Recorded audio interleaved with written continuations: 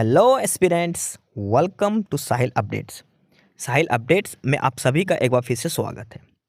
Aspirants, साहिल updates के इस platform पर आपको लेटेस्ट जॉब अपडेट्स मिलेंगी और जो अब वैकेंसीज चल रही हैं उनके बारे में आपको सारी जानकारी दी जाएगी। जो भी एग्ज़ाम्स हैं, चाहे एसएससी का एग्ज़ाम हो, एसएससी की वैकेंसीज, यूपीएससी की वैकेंसीज या फिर स्टेट गवर्नमेंट के द्वारा कोई भी नई वैकेंसीज जारी की गई हो, चाहे वो एचएसएससी हो, यूपी ट्रिपल एस भी हो या कोई भी अदर स्टेट का जो भी एग्ज़ाम है, जो भी वैकेंसीज हैं, उनके बारे में आपको सारी जानकारी डिटेल से प्रोवाइड करवाई जाएंगी। साथ के साथ आपको एग्ज़ाम पैटर्न भी बताया जाएगा, किस पोस्ट के लिए क्या एग्ज़ाम पैटर्न रहेगा और स्पेसिफिक एग्ज़ाम के लिए क्या सिलेबस रहने वाला है। सारी जानकारी आपको यहाँ से एकदम टाइम टू टाइम प्रोवाइड करवाई जाएंगी। साहिल अपडेट्स के इस प्लेटफॉर्म पर जो कैंडिडेट्स नए हैं वो भी एक बार सब्सक्राइब जरूर कर लें, ताकि आपको टाइम टू टाइम सारी अपडेट्स मिलती रहे, कोई भी इम्पोर्टेंट अपडेट आपसे मिस ना हो। तो चलिए आज स्टार्ट करते हैं, आज के इस वीडियो को देखते हैं कि आज आपके लिए क्या कुछ न्यू है इस वीडियो के लिए। एस्पिरेंट्स, ये है आज की एक न्यूज हेडलाइन। अनुपालना शपथ पत्र दाखिल न करने पर प्रतिवादी गण पर 1 लाख रुपए का खर्च लगाया जाएगा। अब ये जो डिसीजन दिया है ये पंजाब हरियाणा हाई कोर्ट ने दिया है। और किस मामले में दिया है? तो ये दिया है हरियाणा पुलिस एसआई की भर्ती के संबंध में। Haryana police SI sub inspector की भर्ती हुई थी जो, उसके बारे में हाई कोर्ट ने पुलिस सब इंस्पेक्टर भर्ती मामले में दिए फैसले को लागू न करने के लिए दाखिल अवमानना याचिका पर एचएसएससी को दिया आखिरी मौका। पंजाब हरियाणा हाईकोर्ट ने 8 मई 2025 को सुनाया था फैसला। देखो, हरियाणा पुलिस एसआई की भर्ती हुई थी एक, और उस पर एक कोर्ट केस हो रखा था। कोर्ट केस था जो पेपर में जो पर्सन थे उससे संबंध में। 2 पर्सन थे जिन पर मैन ऑब्जेक्शन लगा था, और उसमें से एक पर्सन को हाई कोर्ट ने चेंज करवा दिया था। किसका आंसर ये नहीं होगा। उसके बाद इन्होंने कहा था कि आप अपना रिजल्ट रिवाइज करिए हरियाणा पुलिस सब इंस्पेक्टर के लिए, और अभी तक एचएसएससी ने उस संबंध में कोई एक्शन नहीं लिया है। तो कल जो सुनवाई हुई थी उसमें पंजाब और हरियाणा हाईकोर्ट ने यही कहा कि जल्दी से आप एक्शन लीजिए, नहीं तो आपके ऊपर 1 लाख रुपए का जुर्माना लगाया जाएगा। यानी कि अब हाईकोर्ट भी सख्त हो चुका है इस मामले में। जो डिसीजन हाईकोर्ट दे चुका है उसको एचएसएससी अगर नहीं मान रही तो उसके बारे में इन्होंने ये डिसीजन दिया है। न्यूज हेडलाइन में लिखा है कि हरियाणा कर्मचारी चयन आयोग की तरफ से पुलिस सब इंस्पेक्टर की भर्ती में सवालों को चुनौती देने वाली 25 याचिकाओं पर पंजाब एवं हरियाणा हाईकोर्ट ने मई में फैसला सुनाया था। प्रतिवादी गण ने अभी तक इसे लागू नहीं किया है, यानी कि एचएसएससी ने अभी तक हाईकोर्ट के जो डिसीजन था उसको लागू नहीं किया है। एक याचिकाकर्ता मुकुल पुनिया ने हाईकोर्ट में अवमानना याचिका दायर कर दी।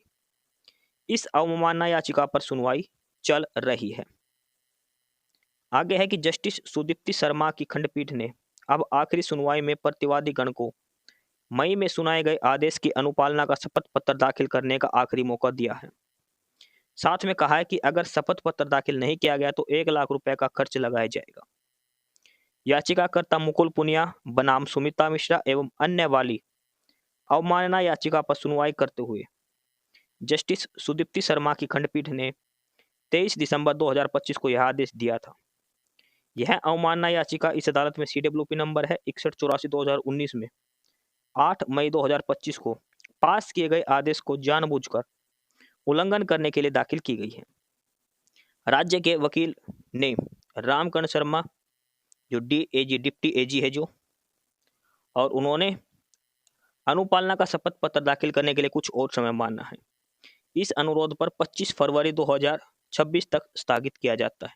यानी कि एचएसएससी को अब जो शपथ पत्र देना है उसके लिए 2 महीने का टाइम हाई कोर्ट ने दिया है, यानी कि 25 फरवरी तक। राज्य के वकीलों को अनुपालना शपथ पत्र दाखिल करने का एक आखिरी मौका दिया जाता है। ऐसा न करने पर प्रतिवादी गण पर 1 लाख रुपए का खर्च लगाया जाए। जस्टिस सुदीप्ति शर्मा की खंडपीठ ने 1 अक्टूबर 2025 को यह अंतरिम आदेश पारित किया। यह अवमानना याचिका इस अदालत के CWP नंबर 6184/2019 में 8 मई 2025 को पास किए गए ऑर्डर का पालन न करने के लिए फाइल की गई है। नोटिस जारी किया जाता है।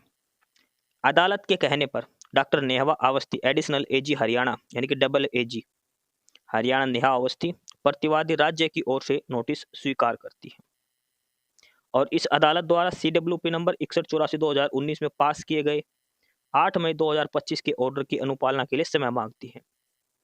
इस अनुरोध पर 17 नवंबर 2025 तक स्थगित किया जाता है। जस्टिस सुदीप्ति शर्मा की खंडपीठ ने 8 सितंबर 2025 को यह अंतरिम आदेश पारित किया था। याचिकाकर्ता के विद्वान वकील के अनुरोध पर 1 अक्टूबर के लिए स्थगित किया जाता है। देखो ये अलग अलग डिसीजन है बीच में जो दे रखे हैं और उन सभी के बाद में जब से HSSC देखो मई के बाद 8 मई का डिसीजन था, उसके बाद नवंबर की डेट भी है, दिसंबर की भी डेट, अक्टूबर की भी डेट है, सारी डेट इसमें दे रखी है। अब लास्ट मौका दिया है 25 फरवरी तक का HSSC को। देखो ये था मैटर। हाईकोर्ट ने हरियाणा पुलिस सब इंस्पेक्टर भर्ती मामले में हरियाणा कर्मचारी चयन आयोग के एक प्रश्न का उत्तर गलत मानते हुए यह फैसला दिया था। ठीक है, एक प्रश्न का प्रश्न क्या था कि इसमें एक प्रश्न था, एक्सपर्ट कमेटी ने भी उसको गलत, मतलब एक्सपर्ट कमेटी के पास गया था, उसने भी उसको सही नहीं किया। उसमें राष्ट्रपति जो HSSC ने माना था कि एक राज्य का कार्यकारी प्रमुख राष्ट्रपति को बताया था, लेकिन होता कौन है राज्य का कार्यकारी प्रमुख? वो होता है गवर्नर। राज्य का जो कर्ता धर्ता होता है वो कौन होता है? गवर्नर होता है। सेंटर का होता है राष्ट्रपति। ठीक है, और हाईकोर्ट ने देखो राज्यपाल बताया है, तो इसका सही आंसर राज्यपाल ही रहेगा। इस एक प्रश्न के उत्तर को गलत करार करते हुए हाईकोर्ट ने राज्यपाल उत्तर लिखने वाले सभी अध्यार्थियों को 1 नंबर देने का निर्देश दिया है। यानी कि जिस कैंडिडेट ने इस प्रश्न का उत्तर राज्यपाल लिखा था उन सभी का 1-1 नंबर बढ़ेगा। साथ में कहा कि 1 नंबर मिलने से जिन याचिकाकर्ताओं का चयन होगा उन्हें ज्वाइनिंग से ही लाभ मिलेगा। 2019 का मैटर तो जो उस SI वाली भर्ती में, तो उन सभी को 1-1 नंबर के जिस टाइम की जो ज्वाइनिंग हुई थी उसी हिसाब से दोबारा से सीनियरिटी बनाई जाएगी और उनको 5 साल पहले की सीनियरिटी का ही लाभ दिया जाएगा। पहले से चयनित नियुक्त उम्मीदवारों पर कोई प्रभाव नहीं पड़ेगा। ये भी कहा था कि उनको हटाया ना जाए। भाई 1 नंबर ऐड होगा तो नए बच्चे आएंगे, तो कोई भी बच्चा हटाया ना जाए, उनको भी रखा जाए, लेकिन नए जो है इनको सीनियर बनाएगा। सर्विस का लाभ पूरा इनको भी दिया जाएगा। याचिकाकर्ताओं की तरफ से ये दलील रखी गई थी। ठीक है, प्रतिवादी उम्मीदवारों की आपत्तियों को सही मायने में नहीं समझा, मामले को विशेषज्ञ समिति को नाम के लिए भेजा गया, जिसे मैकेनिकली सभी आपत्तियों को खारिज कर दिया। सार्वजनिक डोमेन में उपलब्ध प्रमाणित सामग्री से संकेत मिलता कि विशेष निकाय की राय पूरी तरह से गलत है। देखो जो एक्सपर्ट कमेटी थी उसने भी इसका उत्तर सही नहीं करा था। अब माननीय हाईकोर्ट ने खुद इसको मामले में संज्ञान लिया था। और सरकार की तरफ से क्या दलील दी गई थी कि भाई जो डिजिटल, क्योंकि सरकार ने तो ये कहा था कि हर साइट पर और हर किताब में हर प्रश्न के अलग अलग उत्तर होते हैं, तो हम इस चीज़ को क्या मान के चले? हम तो सिर्फ एक्सपर्ट के ऊपर डिपेंड करते हैं, जो एक्सपर्ट ने फाइनल डिसीजन दे दिया वो रहेगा फाइनल। इसके बारे में उन्होंने अलग केसेस भी सुनाए थे। भाई अगर कोई प्रश्न ऐसा है जिस पर डाउट है कि ऑप्शन ए उत्तर होगा या ऑप्शन बी, तो एक्सपर्ट कमेटी का डिसीजन माना जाएगा फाइनल। ये सारी बातें हरियाणा सरकार ने कही थी जो बाद में गलत साबित हुई, और सरकार ने कहा था कि एक पर्सन तो आपको चेंज करना ही पड़ेगा, राज्यपाल और राष्ट्रपति वाला। क्या डिसीजन दिया था? ये जस्टिस जगमोहन बंसल की खंडपीठ ने यह फैसला सुनाया था, मैंने पक्षों के अधिवक्ताओं को सुना तथा प्रस्तुत आवेदन का उनकी सक्षम सहायता से रिकॉर्ड का अवलोकन किया। CWP नंबर 8519 में याचिकाकर्ताओं ने 8 प्रश्नों के उत्तर पर संदेह जताया। अधिकांश याचिकाओं में विवादित प्रश्न समान है। इसमें से एक प्रश्न जिसका उत्तर ये था, राज्य का कार्यकारी प्रमुख। देखो राज्य का कार्यकारी प्रमुख हमेशा गवर्नर ही आएगा, सभी को पता है राज्यपाल, लेकिन HSSC ने उसका उत्तर राष्ट्रपति माना था जो गलत था। आगे कि जैसा कि सर्वोच्च न्यायालय ने निर्धारित किया है, संदेह की स्थिति में संदेह का लाभ चयन समिति को दिया जाना चाहिए, तथापि अस्पष्टता की अनुपस्थिति में अभ्यर्थियों को सही उत्तर के अंकों से वंचित नहीं किया जा सकता। याचिकाकर्ताओं ने उपरोक्त प्रश्न के उत्तर में राज्यपाल का चयन किया था, उन्हें अंक से वंचित नहीं किया जा सकता। तदनुसार यह माना जाता है कि प्रतिवादी उन सभी याचिकाकर्ताओं को उपरोक्त प्रश्न के लिए अंक प्रदान करेगा जिन्होंने उपरोक्त प्रश्न के उत्तर में राज्यपाल का विकल्प चुना था। जिसने राज्यपाल का आंसर लगाया था उन सभी को 1-1 नंबर दिया जाएगा। यदि कोई याचिकाकर्ता उपरोक्त प्रश्न के लिए अंक प्राप्त करने के बाद अपनी श्रेणी में अंतिम चयनित उम्मीदवार से अधिक अंक प्राप्त करता है तो उसे रिक्त पद की परवाह किए बिना नियुक्ति पत्र जारी किया जाएगा। जैसे ही एक एक नंबर बढ़ेगा, तो जैसे मान लो कट ऑफ गई थी 54 पे, किसी कैंडिडेट के 53.5 नंबर थे, अब एक नंबर बढ़ते इसका 54.5 हो गया, लास्ट सिलेक्टेड कैंडिडेट से आगे आ गया, तो इसको ज्वाइनिंग देनी पड़ेगी। ये कोई बहाना नहीं चलेगा कि हमारे पास वैकेंसी है या नहीं है, ये चीज इन्होंने क्लियरली मेंशन कर रखी है। राज्य या तो उपलब्ध पदों में से समायोजन करेगा या फिर अतिरिक्त पद सृजन करेगा। भैया तो पोस्ट जो है उसमें एडजस्ट करेगा, नहीं है तो नई पोस्ट क्रिएट करेगा। ज्वाइनिंग देनी ही पड़ेगी। सर्वोच्च न्यायालय द्वारा निर्धारित कानून के मद्देनजर तथ्य यह है कि प्रतिवादी ने मामले को मुख्य परीक्षक को भेजा, जिन्होंने मामले को आगे एक विशेषज्ञ समिति को भेज दिया, और इसमें दुर्भावना का कोई आरोप नहीं है। यह न्यायालय प्रश्न संख्या 1 के अलावा अन्य प्रश्नों के संबंध में अपने असाधारण रिक्त क्षेत्राधिकार को लागू करने के लिए इच्छुक नहीं है, जैसा कि ऊपर उल्लेखित किया गया है।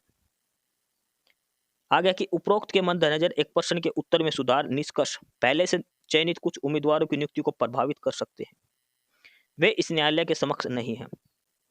उचित रूप से आयोजित प्रतियोगी परीक्षा के आधार पर उनकी नियुक्ति को किसी भी कदाचार या अन्य बाहरी विचार या उनकी ओर से गलत बयान से प्रभावित नहीं किया जा सकता। उन्हें परिवीक्षा अवधि यानी कि प्रोबेशन पीरियड पूरा करना होगा।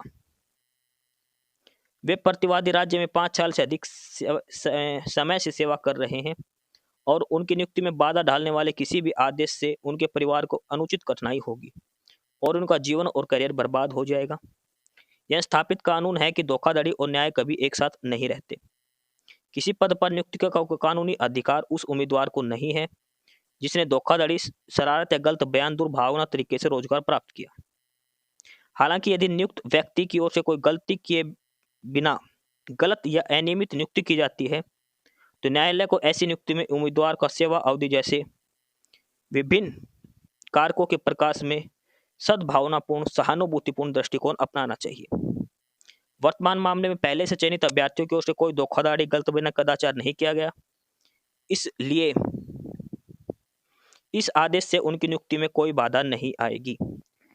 कहने का मतलब क्या है कि भाई जैसे अब एक एक नंबर बढ़ेगा बच्चों का, बेशक से कट ऑफ कितनी भी चेंज हो, जो बच्चे पहले ज्वाइन कर चुके, जो पहले सेलेक्ट हो चुके, वो बच्चे बाहर नहीं होंगे। ये इन्होंने क्लियर लिख दिया, क्योंकि इसमें बच्चों की कोई गलती नहीं है। गलती मिसअंडरस्टैंडिंग से HSSC से वैसे हो रखी है, तो इसमें किसी की कोई गलती नहीं है। तो ना तो बच्चे बाहर होंगे, ना HSSC को कुछ चेंज करना। बस सरकार का ये कोर्ट ने कहा है कि जो एक नंबर बढ़ने से जो नए बच्चे आएंगे उनको आप ज्वाइनिंग करवा दो, सीधी सी बात है। अब उनको कैसे ज्वाइन कराओ वो आप पे डिपेंड है, या तो नई पोस्ट बनाओ, अगर वैकेंसी है तो कोई दिक्कत है ही नहीं।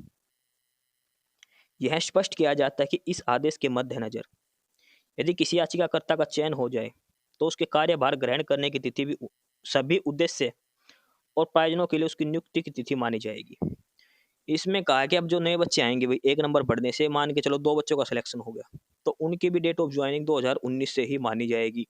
सारे लाभ उनको 2019 के हिसाब से दिए जाएंगे, सीनियरिटी भी उनकी 2019 से ही बनेगी। ये सारी डिटेल्स हाई कोर्ट ने कहा है जो रिजल्ट रिवाइज होगा उसके बारे में। ठीक है, देखो इसमें विशेषज्ञ समिति ने खुद की सही ठहराने के लिए अपनी गलती नहीं सुधारी। अगर एक उसी टाइम सुधार लेते, रिवाइज रिजल्ट कर देते उस टाइम, तो इतनी कोई दिक्कत वाली बात नहीं थी। ये पहले वाली कट ऑफ रही थी हरियाणा पुलिस SI के लिए। जनरल के 184 पोस्ट थे, कट ऑफ थी 55.40 और वेटिंग लिस्ट भी 55.40 पर ही रही है। SC कैटेगरी की कट ऑफ थी 49.8, वेटिंग वाली 49.6। BCA की थी 52.2, वेटिंग भी 52.2। BCB की 53.8, वेटिंग वाली भी 53.8। एक्स-सर्विसमैन की 40, 43 और 45 थी, वो सेम लगभग सभी की। वेटिंग लिस्ट और फाइनल लिस्ट में 0.2 का फर्क है, हद से हद, नहीं तो सेम है। इतना ज़्यादा कंपटीशन था यहाँ पर। अब जब एक नंबर बढ़ेगा तो अब देखना कितने बच्चे नए आएंगे, क्योंकि देखो वेटिंग लिस्ट अब जब बनाई है तो कोई चेंज नहीं हो रखा। ठीक है, तो ये था जो माननीय हाईकोर्ट ने डिसीजन दिया है हरियाणा पुलिस सब इंस्पेक्टर भर्ती जो 2019 वाली है उसके बारे में। रिजल्ट रिवाइज होगा। एक चीज ध्यान रखना, कोई भी बच्चा बाहर नहीं होगा। जो सिलेक्टेड हो रखे उनका सिलेक्शन रहेगा, उनको नहीं हटाया जाएगा। अगर इस 1 नंबर की बढ़ने की वजह से कुछ नए बच्चे ऐड होते तो उनको जॉइनिंग करवाई जाएगी। किसी को कोई नुकसान इस डिसीजन से नहीं होगा, बल्कि नए बच्चों को और मौका मिलेगा इसमें जॉइनिंग का। ये था आज के मुख्य न्यूज़ हेडलाइंस। एस्पिरेंट्स, यही सारी इन्फॉर्मेशंस थी आपके लिए आज की इस वीडियो के अंदर। और जो इन्फॉर्मेशन आपको प्रोवाइड करवाई गई है उसके रिगार्डिंग आपको कोई भी क्वेरी हो, किसी भी कोई प्रकार का कोई डाउट हो, तो आप नीचे कमेंट बॉक्स में कमेंट करके हमसे पूछ सकते हैं। बाकी नई अपडेट्स के लिए और नई इन्फॉर्मेशंस के लिए आप हमारे चैनल साहिल अपडेट्स को सब्सक्राइब जरूर कर लें, ताकि आपको सारी अपडेट्स मिलती रहें। फिलहाल यही था आज के इस वीडियो में।